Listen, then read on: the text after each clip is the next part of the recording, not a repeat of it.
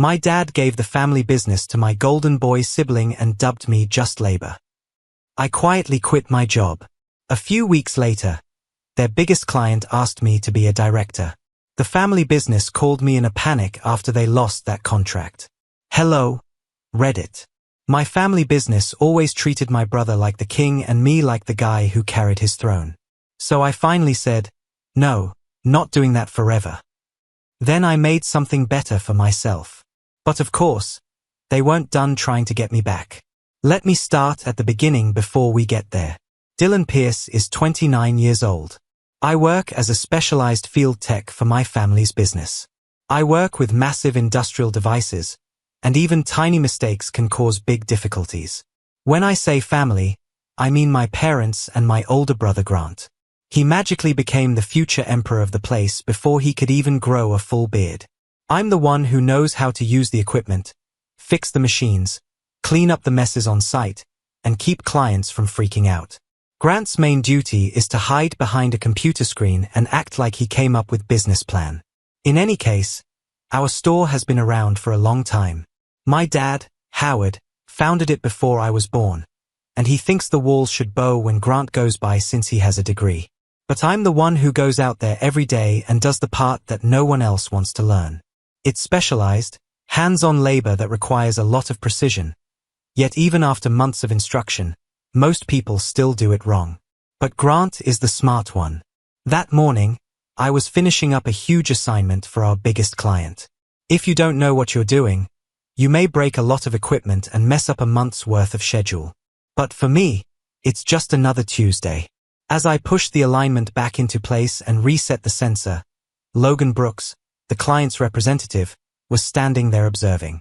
Logan finally let out a breath when the machine came up without any problems, like a shutter or warning lights.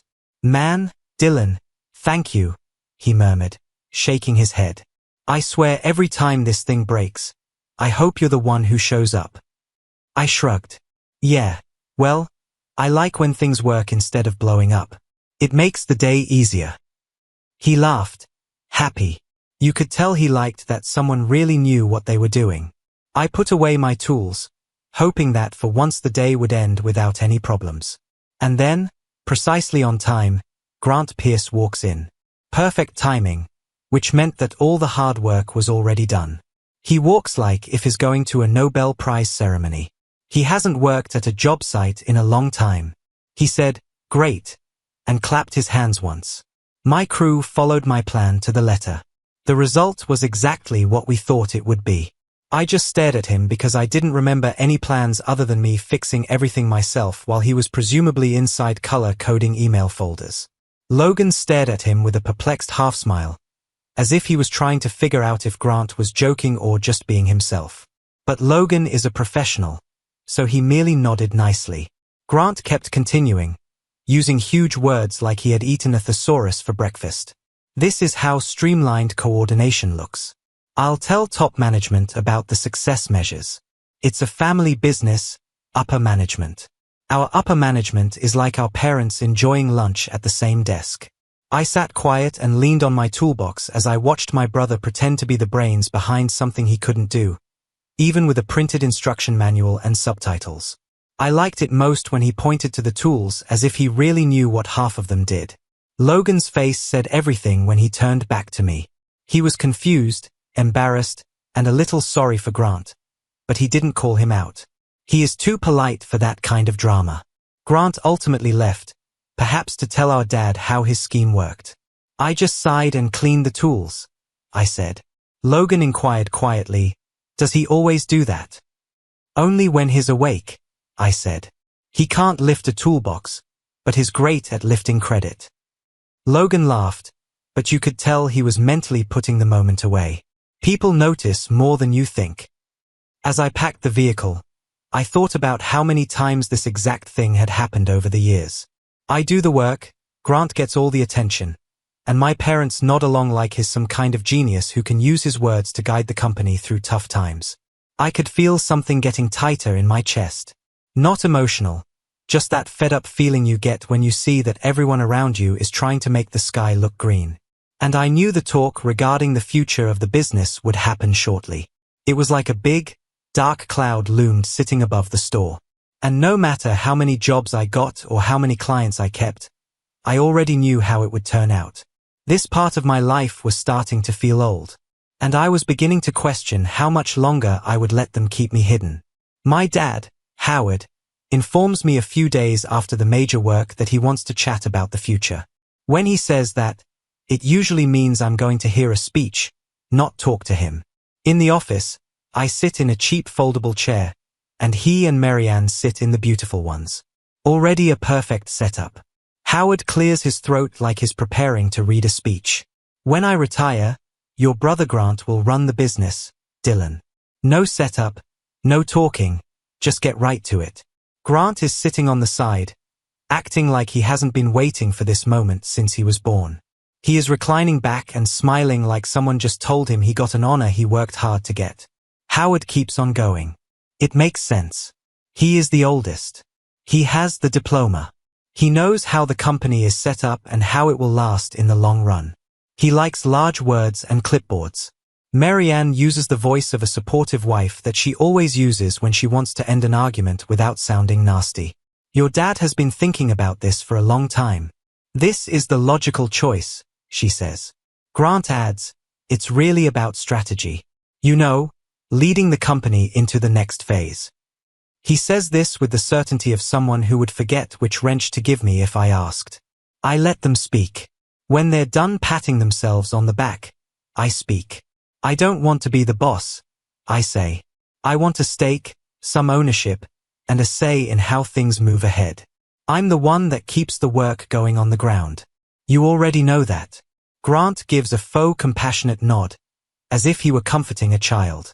Dylan, you're terrific at the physical side, but owning anything takes a different set of skills. It's not about you. It's really personal. This is a family business, I add, and Howard leans closer.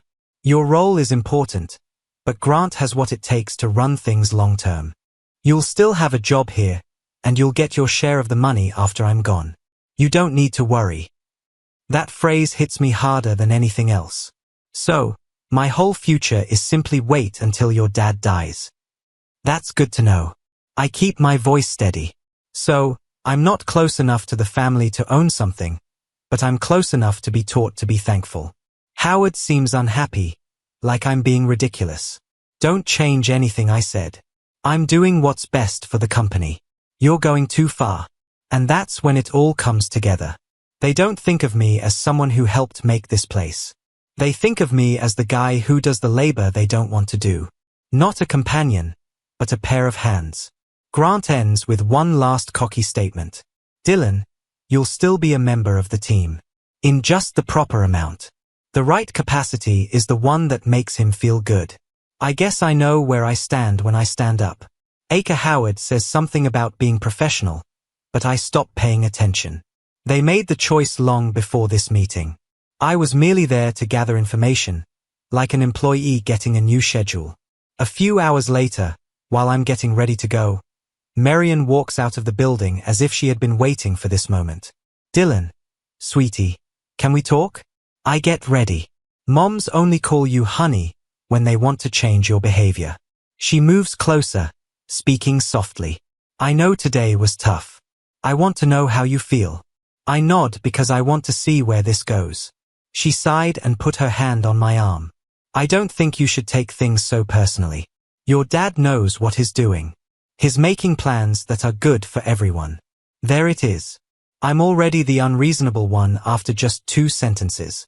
I say that I'm not taking it personally. I just want to be treated the same way you treat Grant.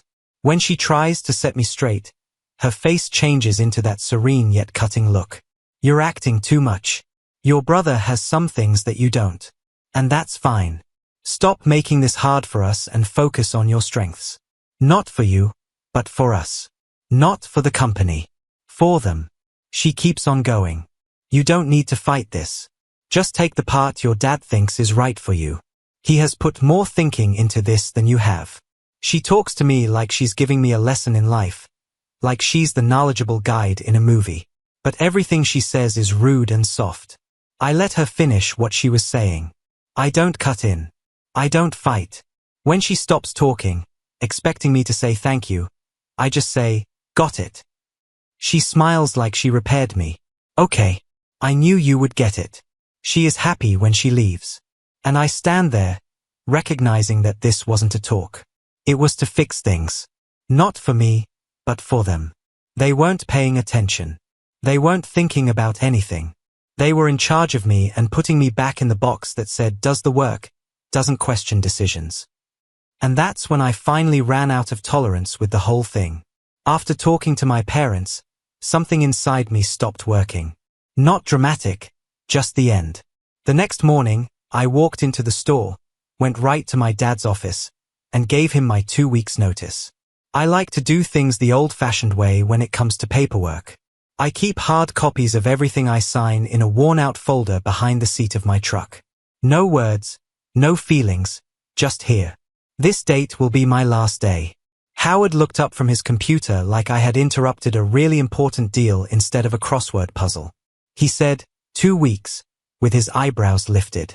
Are you sure about this? I answered, pretty sure. He leaned back and looked like he was thinking. If this is about money, I can give you a tiny rise. A small one. You deserve that. The amount he offered was so low that it almost made me chuckle.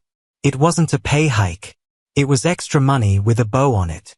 I said, I'm fine. I made my choices. He shrugged as if losing me was the same as losing a paperclip. Okay, we'll be okay. Yes, I bet. Yes. It only took a few minutes for Grant to find out because he showed up in the doorway acting like someone had asked him to join the party. So, you're going? He said, arms crossed and full of himself. I didn't see that coming. He definitely saw that coming. I nodded. Yes. He clicked his tongue. I hope you have a plan. There aren't a lot of jobs in your field that are right for you. I said it again. My type. He smirked, having a good time. I'll handle the field work until we can find someone else. It shouldn't be too hard. I didn't bother to answer. When Grant took over the field, it was like a cat taking over air traffic control. The games began after that. By lunchtime, Grant had sent me a new schedule that was full of meaningless side jobs. Things that don't matter to anyone. Things that don't matter. Things he usually gives to random temp workers. There was one very clear thing that I saw. It was strange that none of my other projects involved Logan's site, since I had been in charge of that account for years. As I was leaving, I strolled by Grant's desk. He acted like he didn't see me and tapped on his keyboard as if he were dealing with a world crisis. The same thing happened the next day. Another change to the schedule. More busy work, more pointless tasks, and more attempts to keep me busy in places where no one important would see me. I had hardly stepped onto the main floor when I was called to fix a secondary unit that had been rusting since I was 19. Grant showed up behind me with a clipboard after 2 hours of that foolishness. He responded, good progress, as if he knew what he was looking at. You need to train our new employee tomorrow. Take it easy on him. He's relatively new. I looked back. Did you recruit someone new? Since when? Since now. Dad and I agreed it was time to add more people to the team. You can show him the ropes before you leave. In other words, keep Dylan occupied. Don't let him talk to the client at all. Before he goes, make him feel like he doesn't matter. I stared him in the eye. You want me to teach someone how to do a job that takes months to learn in only 1 week? Yes. He said, do your best. You know, be a team player. A team player. That's a good one. The new guy Austin was not dangerous. Lovely, but doesn't know what to do. He didn't know the names of the tools, how to use them, or how to be safe. The poor guy didn't even have gloves. He came to learn with a lot of energy, not knowing that Grant had thrown him at me like a sandbag. I didn't blame him. The problem wasn't him. I taught him what I could without wasting either of our time.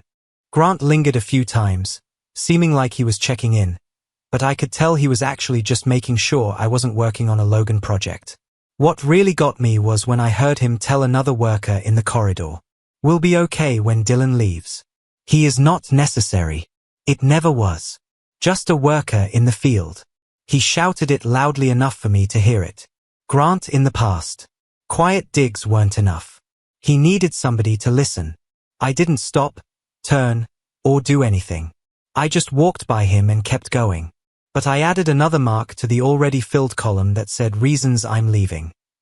The remainder of the week was the same. Assignments that didn't matter, mindless work, urgent jobs that no one cared about, and no access to the big client. Grant is changing my day around like a puzzle called How to Erase Dylan Before He's Even Gone. I stopped looking at the schedule on the 4th day. I just waited for Grant to come up with another way to sabotage me that morning. I did my job, clocked in and out, and stayed professional. But I was running out of patience, and Grant could tell, which probably made him feel strong. That was okay. Let him have fun. In a few more days, he wouldn't need me to micromanage him anymore. When Friday came, I sat in my truck for a minute before heading home and looking through the windshield at the store. One more week, that's all. I wasn't upset. I wasn't thinking twice about anything. People who were startled that I didn't want to break my back for them anymore were just being petty. Grant might keep playing the role of king of the empty throne. I was nearly halfway out the door. The same thing happened last week. Grant keeps adding things to my schedule, but I'm still performing the work because I don't want to look bad when I leave. I worked harder and cleaner simply to make sure Grant couldn't do anything while I was gone. Even though he was attempting to keep me busy with useless duties, I still had to stop by one of the places where Logan was checking on the equipment. I only got that job because the new guy, Austin, didn't know which end of a tool to hold yet. Even Grant knew that letting him use expensive equipment would lead to a lawsuit. Logan glanced at me like he didn't expect to see me when I stepped in. "Hey, you're really here," he said. "Grant said you were busy with other things." "I magically became free," I said. He raised an eyebrow, but didn't press. He got the tone right away. He moved out of the way so I could start working. Even though I was technically leaving, he treated me like the person he trusted most on the work, which is how I had been for years. He stood close with his arms crossed while I checked the panel and reset one of the units. He said, "I have to tell you something," as if it had been on his mind for a while. "We've been experiencing problems with your brother lately." I didn't do anything. I just waited for him to keep talking. There have been problems like delays with paperwork, inaccurate forms, prices that don't match what we agreed about, and scheduling that gets messed up. He's not the easiest person to work with. He said it in a nice way, but it was clear what he meant. Grant had been acting like he was better than everyone else. Logan let out a sigh. "Honestly, man, you're the reason this runs smoothly. Things get done right when you're here." He rubbed his jaw. "I've been sending Victor the downtime reports. He wants to know what it would take to bring this in-house." I tightened one bolt and didn't say anything for a second. The compliment didn't surprise me. Even though my family depended on my employment more than anyone else, I never heard them say that. "Yes," I finally said. "I try to keep things simple, and we notice," Logan remarked. "A lot more than you think." I nodded and closed the panel. Inside, that comment hit harder than I expected. Not emotional, just confirming what I'd known for years. I was the one holding the fieldwork together. Everyone saw it except the people who should have valued it most. Later that afternoon, I stopped by the shop to drop off a form. As I walked past the office, Grant's voice echoed from inside one of the rooms. He was on the phone, sounding authoritative the way he does when he wants to impress someone. "Dylan, he's just the labor guy," he said. "Not reliable long-term. Well, be better off once he's replaced." I stopped mid-step. "Just the labor guy. Not reliable long-term." He said it like fact. Like it wasn't coming from the man who couldn't fix a jammed unit if you handed him instructions and a flashlight. He didn't know I was there, and I didn't announce myself. I didn't jump in or start a fight. I just stood there for a moment, taking it in, letting it confirm what I already understood. That was who Grant was. Strip away the polished vocabulary, the leadership tone, the fake confidence. He needed me gone so he could pretend he was capable. I walked away without making a sound. When I stepped outside, I checked my phone and saw a forwarded message from another employee. It was a copy of a note Grant sent to a vendor. Dylan won't be a major point of contact anymore. He's more temporary labor than lead tech. Temporary labor after a decade keeping the whole place functioning. I didn't reply. I didn't confront him. I just filed it into the same folder in my mind where I stored every quiet insult he tossed my way over the years. The next morning at the client site, Logan and I were finishing up another small fix when he said, "So, you're really leaving, huh?" "Yeah," I said. "Just time for something else." He waited, maybe expecting a story, but I wasn't about to dump my family drama onto him. "No big reason," I added. "Just moving on." He looked at me for a moment, like he didn't fully buy the simplicity, but respected the boundary. "Well, sucks for us," he finally said. "You've been the difference between a mess and a working system more times than I can count." "Appreciate it," I said. He didn't say anything else right away. Just stood there with this thoughtful look, like gears were turning somewhere behind his eyes. Not in a dramatic way, just the expression of a guy putting together pieces he'd been noticing for a while. I wiped my hands on a rag, packed the tools, and headed out. As I walked toward my truck, I could feel it. The client side was paying attention more than my family ever did. They saw who did the work. They saw who kept things running. They saw who was actually worth something. And it was clear they weren't just going to shrug and say, "Good luck out there." There was something building, something shifting. I just didn't know yet how big. 2 days before my last shift, I got assigned to one more visit at the client's main facility. Probably another keep Dylan busy move from Grant. But joke's on him. This was one place he actually needed me because nobody else on our team could fix half the stuff in that building without calling me every 10 minutes. I walked in, toolbox in hand, expecting to see Logan waiting like usual. Instead, standing beside him was Victor Hale, his boss. Victor's the kind of guy who doesn't waste motion or words. Calm face, sharp eyes, pressed shirt even on dusty sites. He nodded once when I approached. "Dylan," he said. "Good timing." Logan gave me a little smile that told me this wasn't a normal visit. Something was brewing. Victor didn't start with small talk. "We've been having issues with this unit," he said, pointing to one of the high-end machines. "Walk me through what's going wrong." No greeting, no warm-up. Straight to the exam. Fine by me. I crouched down and opened the panel. "This model overheats when the alignment drifts even a little," I said. "And whoever last worked on it, probably someone trying to impress my brother, tightened the housing wrong." I tapped the misaligned bracket. "This causes the internal sensor to read false pressure spikes." Victor watched without reacting, hands in pockets. Logan stood behind him like a referee, trying not to influence the match. I loosened the housing, realigned the bracket, tightened it fast and clean. "There, sensor should read accurate now. If it doesn't, I'll recalibrate, but 9 times out of 10, this is the reason." And I hit the power. The machine hummed to life perfectly. Victor glanced at Logan. Logan nodded like, "See, this is what I was talking about." As I closed the panel, I added, "If Grant sent someone else for this, you'd probably have a 2-hour delay and an invoice blaming the manufacturer. So, congratulations. You got the upgraded service package today." Logan snorted. Victor actually cracked a small smile. Not big, but enough to say he appreciated someone who didn't dance around the truth. He stepped closer. "You know your work," he said simply. "That's the idea," I replied. Victor didn't rush. He let the moment settle like he wanted to be absolutely certain before he spoke again. "Then what would it take for you to run this in-house for us? No fluff, no flattery, just straight to the point." I wiped my hands on a rag. "Depends what you're offering." Victor raised an eyebrow. "Before I offer anything, I want your number, your conditions." But most people would freeze at that question, start stuttering or lowball themselves. I didn't. I'd been undervalued for years. I knew exactly what I was worth, so I listed it clean.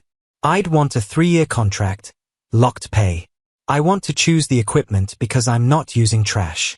I want 2 people under me that I hire myself. And if I'm running this department, I want the title and the responsibility, not a pretend one. Victor studied me. And salary. I told him the number. Not exaggerated, not timid, just honest value. Logan's eyes widened slightly, but in the good way that he actually said it way. Victor didn't blink. He nodded, impressed. Reasonable. More reasonable than I expected, actually. He glanced at the line, humming. Every hour that line stalls, we burn 6 figures. I have a standing budget to fix that. HR will paper the details. I want to know if you want the chair. I'm not trying to be a billionaire, I said. Just match the work. He crossed his arms. Fair enough. Here's what I can offer you. Then he laid it out. A 3-year contract, pay well above the industry high end, full benefits, an office equipment budget under my control. 2 hires of my choosing, straight reporting line to him. No middle nonsense. It wasn't a job offer. It was a full blueprint for my own department. Logan looked excited, like he'd been waiting for this. Victor looked like a man who'd already decided, but wanted to give me space to think. I took a breath, not because I was overwhelmed, but because I wanted to answer the right way. I'll think about it, I said. Victor nodded once. Good. I don't want desperation.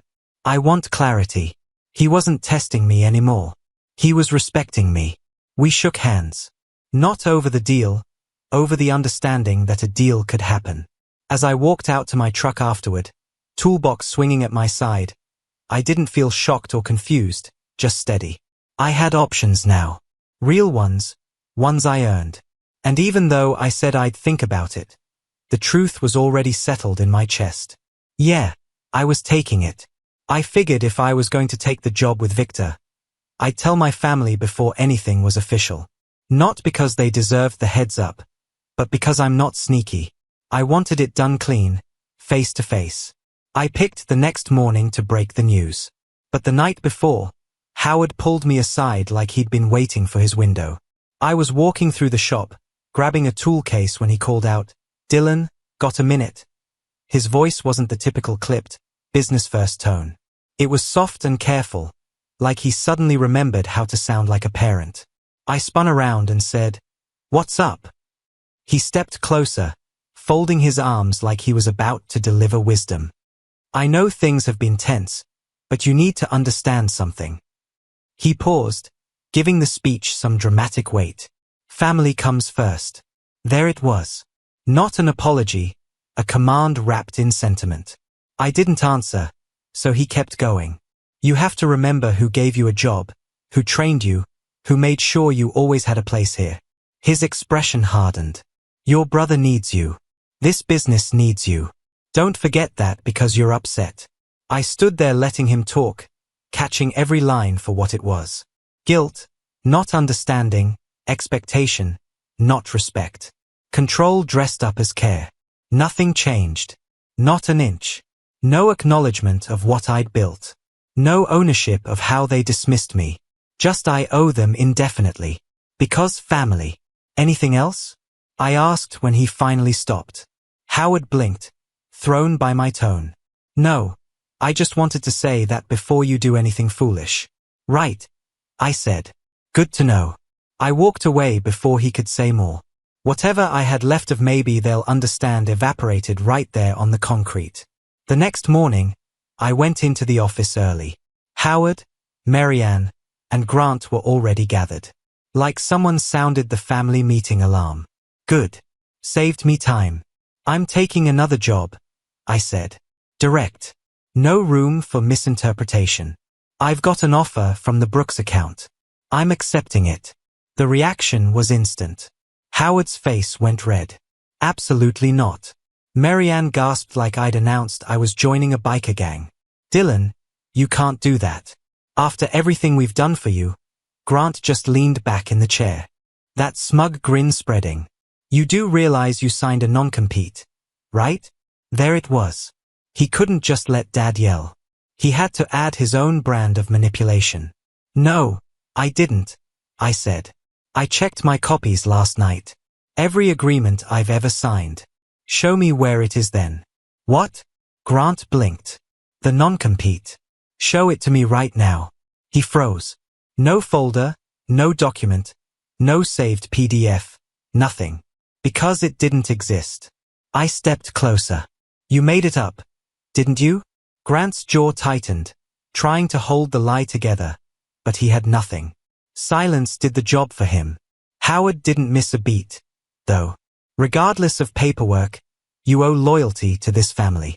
You can't just leave because you feel overlooked. I laughed once. Short, humorless. Overlooked. You told me the entire business goes to Grant because of tradition and a college degree that doesn't even apply to what we do. Marianne tried soft-voiced guilt again. Your father knows what's best. You shouldn't betray the family over something this emotional. Emotional, right? I looked at all three of them. Not angry, just done. You want loyalty without giving any. You want my work, my time, my silence, but none of my say. And now that someone else sees value in me, suddenly, you care. Interesting timing. Howard slammed a hand on the desk. You're being disrespectful. No, I said steady. I'm being clear. Grant finally snapped. You're leaving us to fall apart. Selfish. Completely selfish. I turned to him.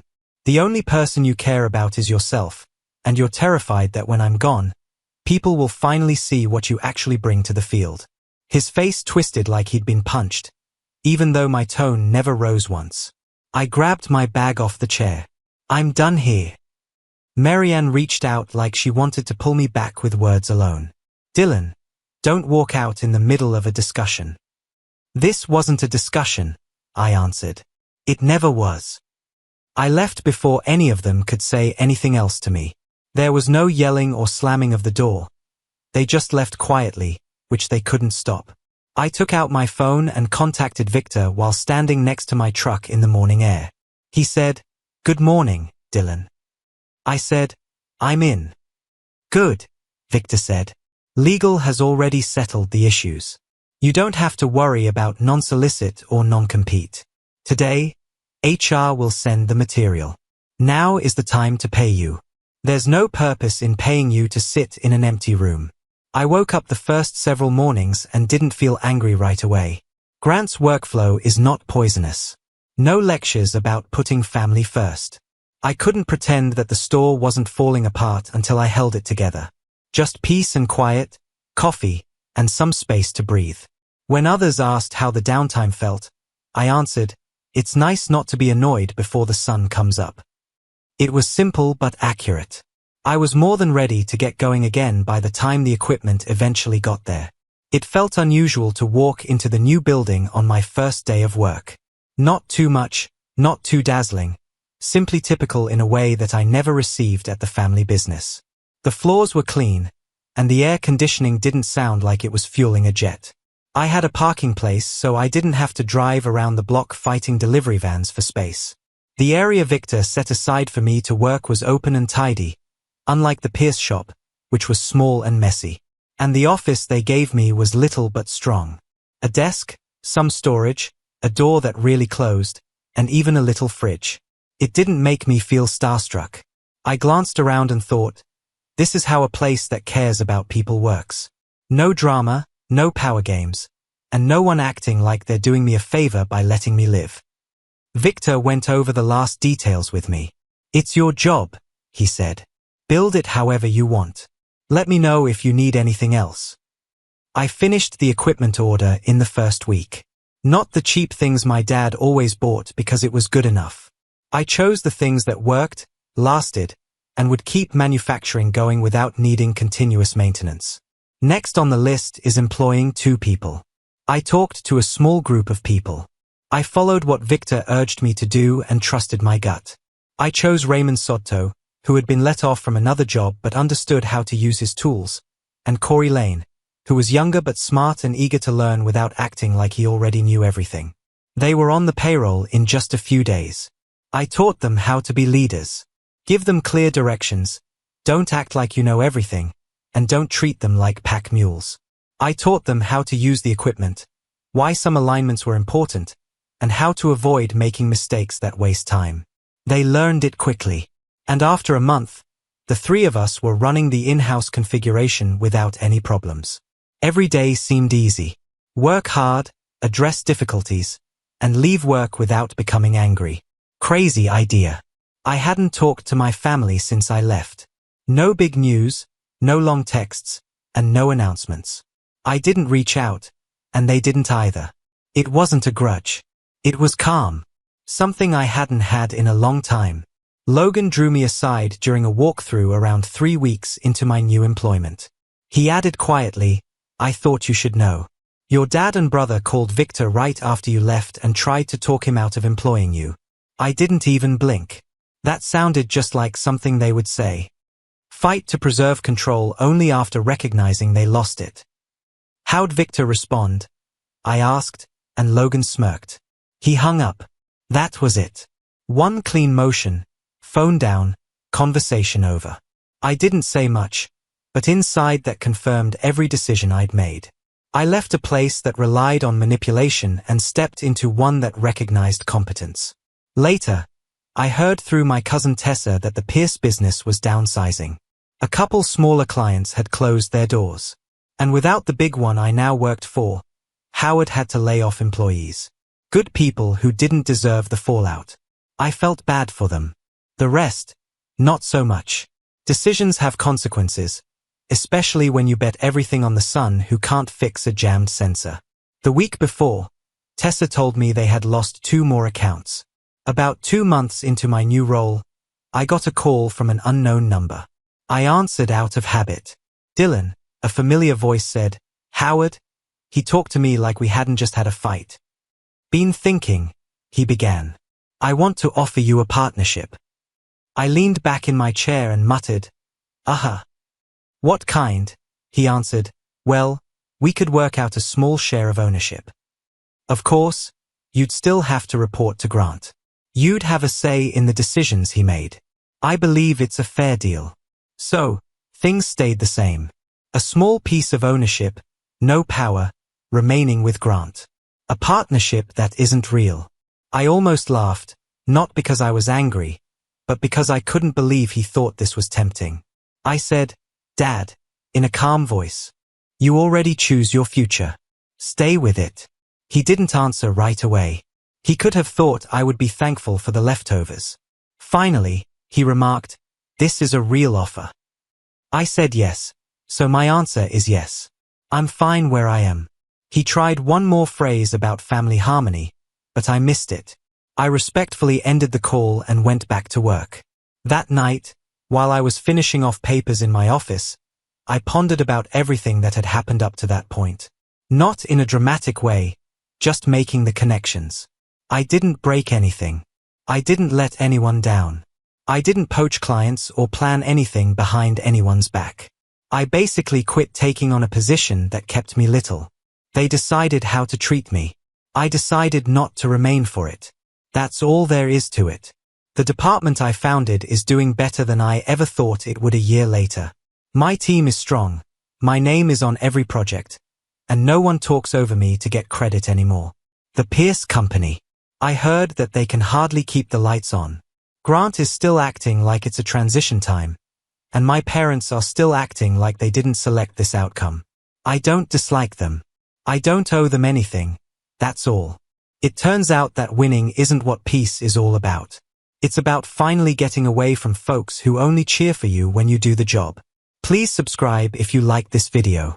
It definitely helps the channel and us get you more and better stories. Thanks.